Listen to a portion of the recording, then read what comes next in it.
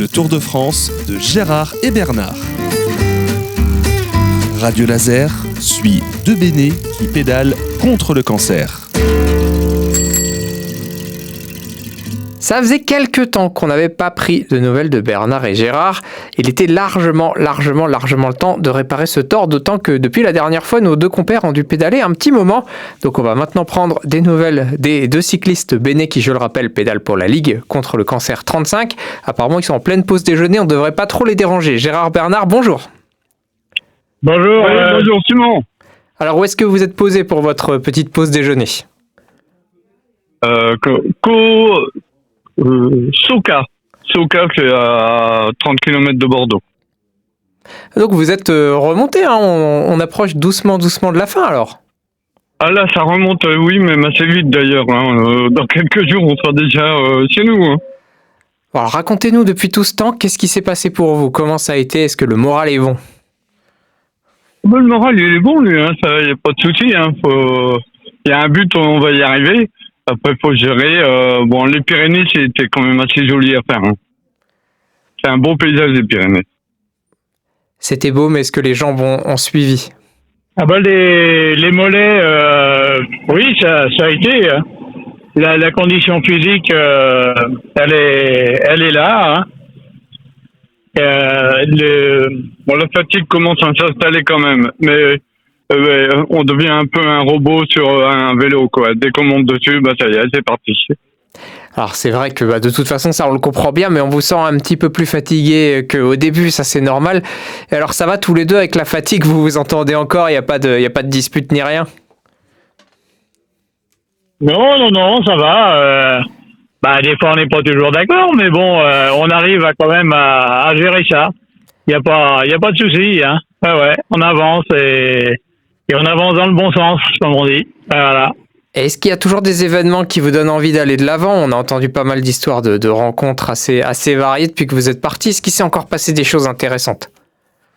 Oui, tout à l'heure, en passant à côté d'un terrain, il y avait la tour Eiffel en miniature. Une tour Eiffel qui faisait quand même une dizaine de mètres de long et de hauteur.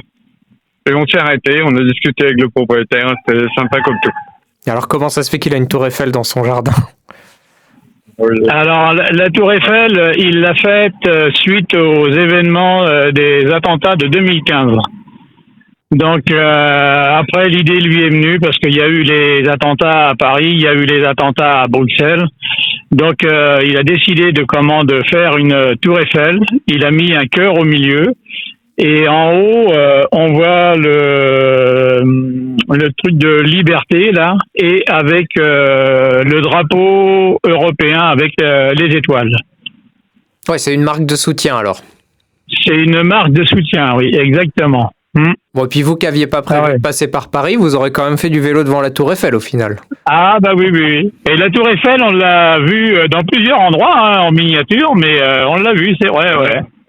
Ouais, mais celle-ci, quand même, elle était impressionnante. Et puis, donc l'image qu'il en donnait, ça résonne, quoi. Hein. Et on sait que les Bretons sont partout, vous en avez croisé d'autres ? Les coups de klaxon, les Bretons et tout, oui, c'est tous les jours. Tous les jours, ouais. Et autrement, une belle rencontre aussi et un bel accueil qu'on a eu, c'était samedi. C'était dans un restaurant associatif à Bayonne. Là, donc, on nous a offert le déjeuner. Et en plus de ça, on nous a donné de l'argent pour mettre dans la cagnotte. Et puis, il y avait une tablée, là, c'était des Portugais d'origine. Et puis, quand on leur a dit quel était notre but, là, et là, c'est pareil, il y a un monsieur qui a perdu sa femme, qui avait un cancer.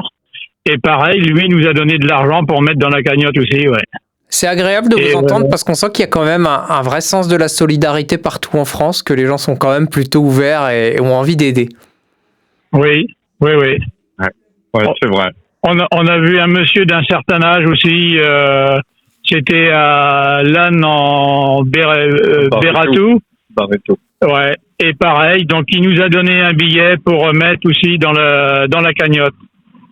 Et on sent que les gens sont vraiment touchés par, disons, l'aventure qu'on réalise là. Bah nous on l'est aussi, hein, évidemment, on vous suit depuis le début, c'est un plaisir de le faire.